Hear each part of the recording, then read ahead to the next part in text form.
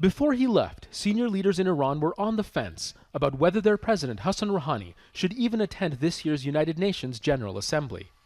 The apprehension a sign of how disenchanted Iranians are with the international community since the United States pulled out of the 2015 nuclear deal, sending Iran's economy into a tailspin. So as soon as he returned, Rouhani took to the airwaves in a live address, putting down any doubts as to the importance of his visit to New York. The most important thing that was obvious at this year's UN General Assembly session that we saw in the media and also heads of state said it was the rightfulness of the Islamic Republic and the Iranian nation and the bullying by the United States.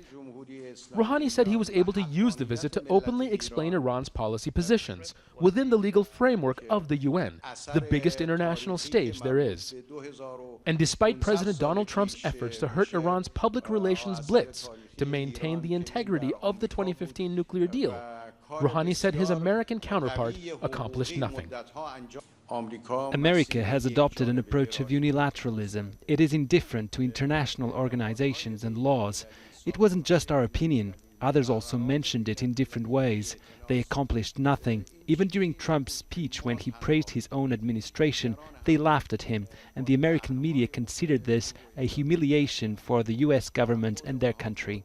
At home, painting an unflattering picture of Trump could be seen as shifting blame for Iran's economic problems away from his own government.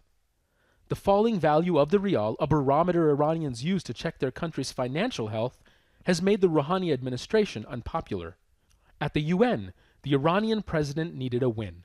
The European Union, representing now 4+1 countries, basically came and said that they are going to actually take concrete steps in terms of making sure that the companies that are dealing with Iran could do so without facing serious difficulties from the United States. Iran's leaders hope other nations will help them to legitimately participate in the global economy even after more US sanctions take effect in November. And as far as the Iranian people are concerned, economic relief cannot come soon enough. President Rouhani assured Iranians that America stands alone on the world stage against them.